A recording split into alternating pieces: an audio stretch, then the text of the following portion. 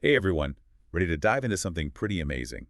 We're talking India's National Quantum Mission today. Oh, yeah, definitely big stuff. And you know what really caught my eye? This podcast episode we found, it's called Fluent English Vibes, episode 19, and they're calling it India's National Quantum Mission too. Catchy title, right? Yeah, for sure. So Yeah. we thought, let's do a deep dive into it, Figure out why everyone's making such a fuss about it and what it could mean down the line, for all of us. Absolutely. It's a Yeah. pretty big deal. For sure. So first off, what exactly is this National Quantum Mission? Well, it's a huge undertaking, that's for sure. India's Department of Science and Technology is behind it, and get this, it has a budget of over 6,000 crore rupees. Whoa, that's a lot of rupees. It is. It is. And it's going to run for a while, too, like from 2023 all the way to 2031. So that's a pretty long-term commitment. They're not messing around. Not at all. You see, this is about more than just research. It's a statement. India is signaling that they're serious about becoming a major player in the quantum world. Right? Like they want to be a leader, not a follower. Exactly. And it fits in perfectly with their other big initiatives like Digital India and Make in India. It's all connected. Okay, that makes total sense. So they've got the money, they've got the timeline, but what are they actually focusing on? What are the big goals here? So they've zeroed in on 4 key areas. First up, you've got quantum computing. Ah, the big one everyone's talking about. Right. We're talking computers that could be millions of times faster than anything we have today. Millions. Seriously. Seriously, it's mind-blowing. Ah. And think about what that could do for fields like medicine, material science, AI. It's huge. Okay, I'm starting to see why this is such a big deal. What else are they looking at? Well, next you've got quantum communication. Okay, and what's that all about? Picture this unhackable networks. Totally secure communication. Wait, so like no more data breaches? Theoretically, yeah. Hmm. It's all about using the principles of quantum mechanics to create communication systems that are basically impossible to intercept. Wow, that would change everything. Right, think about banking, military communications, even just everyday online activity. It would be a game changer for cybersecurity. Okay, I'm definitely getting on board with this mission now. Yeah. What else is on the agenda? So then we've got quantum sensing and metrology. And what's that in a nutshell? Basically, imagine sensors that are so precise they can detect things we never could before. Okay, so like what kind of things? Well, for starters, think about healthcare. Early disease detection would be revolutionized.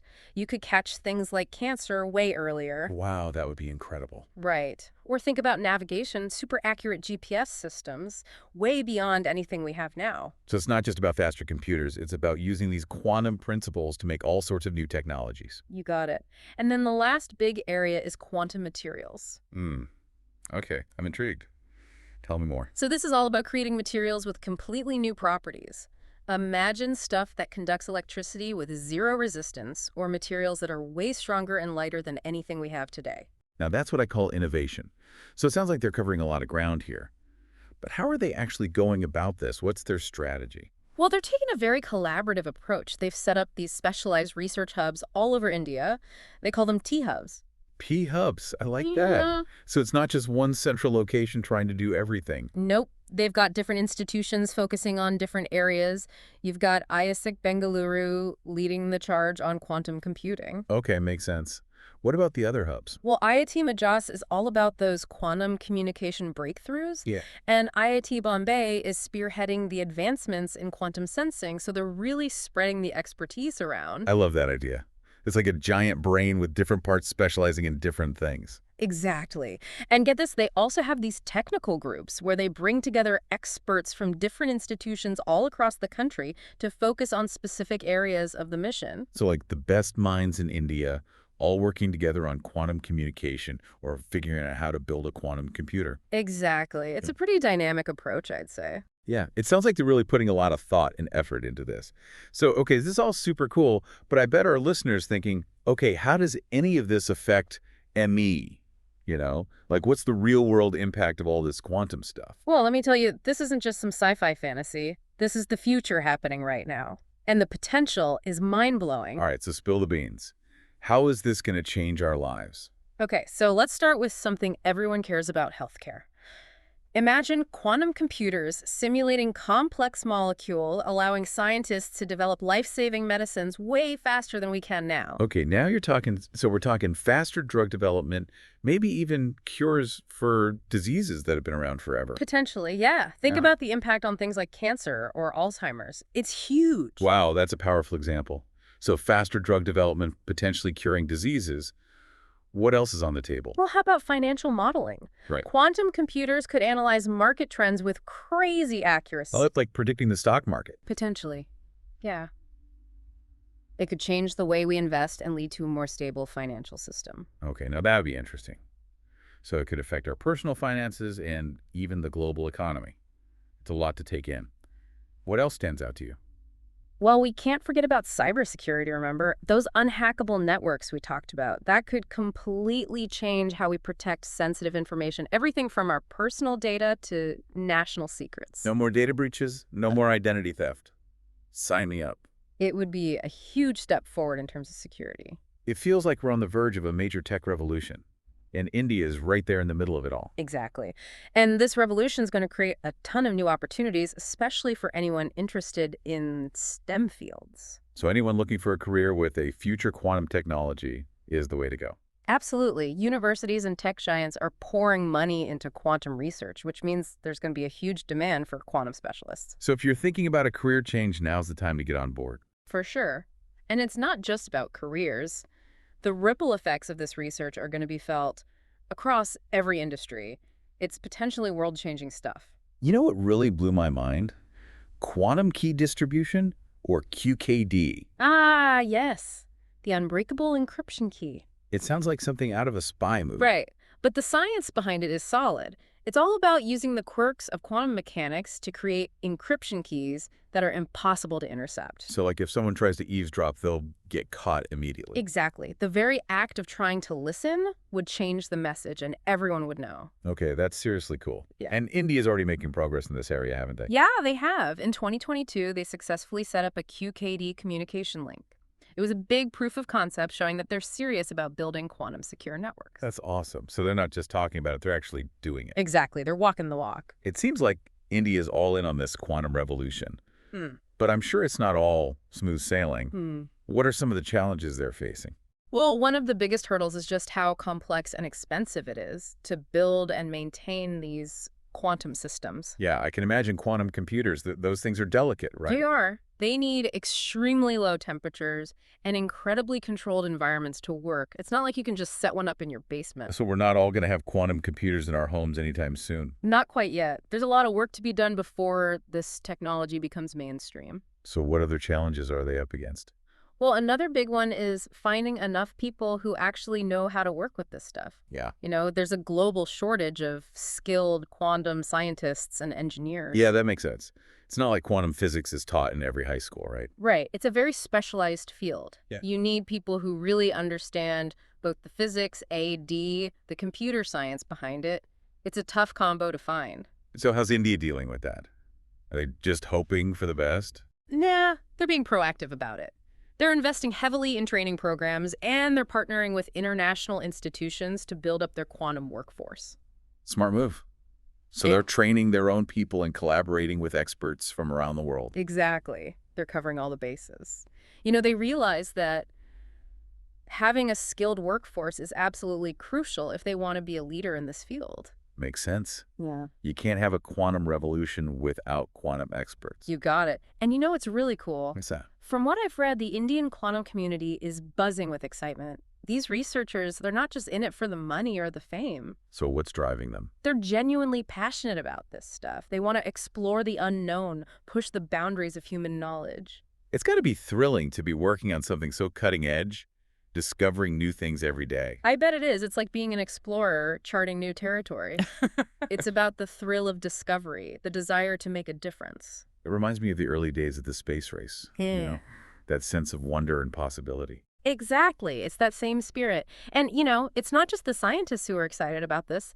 The general public in India is getting on board, too. Really? That's great to hear. Yeah, people are starting to realize the potential of quantum technology and they want to learn more about it. So it's not just happening in the labs, it's becoming a national conversation. Exactly. And that's important because ultimately it's the public who will benefit from these breakthroughs. True enough. You mentioned earlier that India's approach to quantum technology is a bit different from other countries. Can you say more about that? What makes them unique? Well, one thing I've noticed is their emphasis on finding practical applications for this technology. So it's not just about doing research for research's sake. Right. They're focused on translating those scientific discoveries into solutions that can benefit society.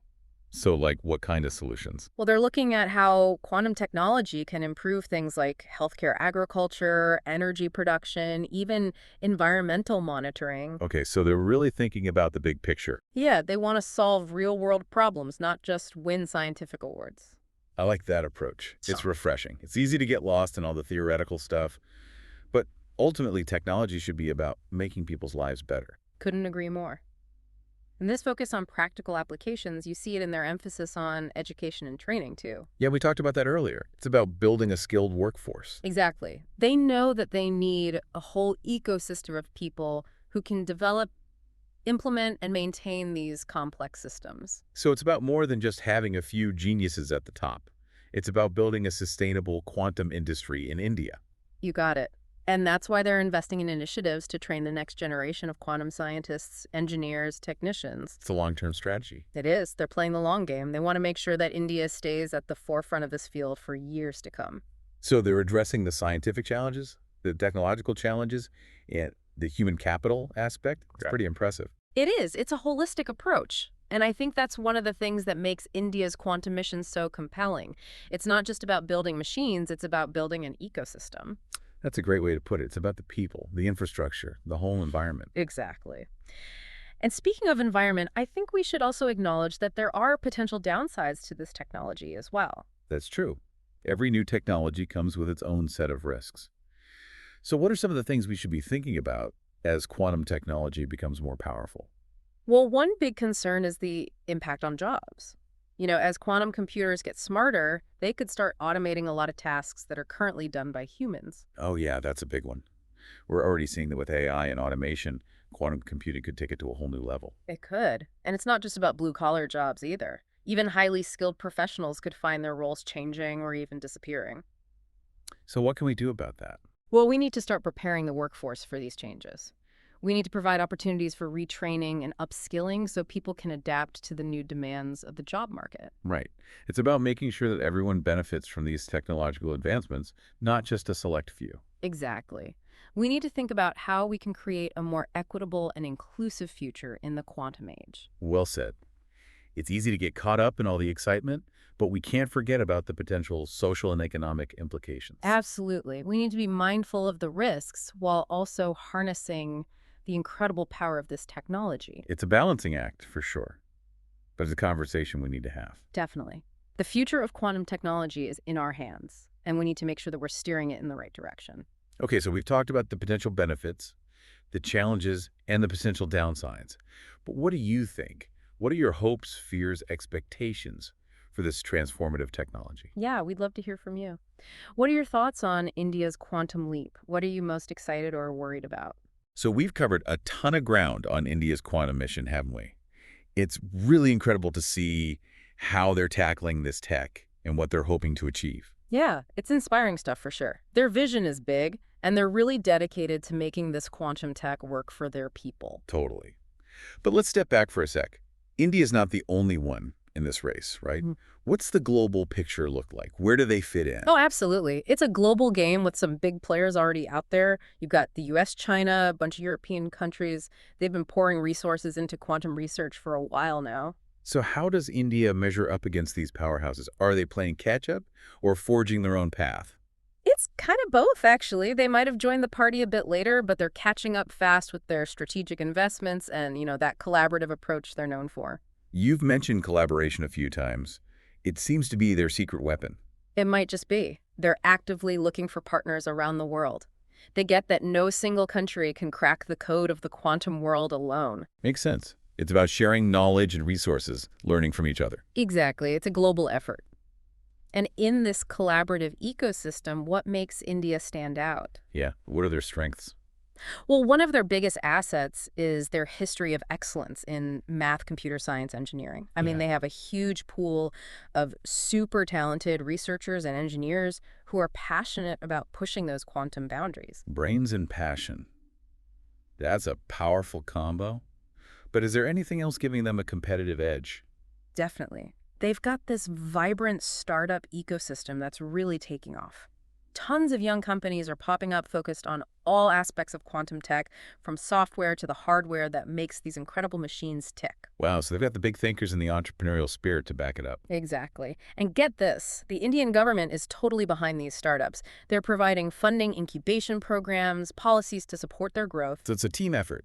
The government, academic institutions, the private sector, all working together. They're creating this awesome environment where quantum technology can really thrive and, reach its full potential. This deep dive has been amazing. We've learned so much about India's quantum leap, their goals, their spirit, the hurdles they're facing, their place in the global landscape. It's been a wild ride, for sure. I hope our listeners are walking away with a much better understanding of this tech, and you know how India is trying to shape the future with it. Before we sign off, I want to leave our listeners with one last thought. Quantum tech. It's still in its early stages, right?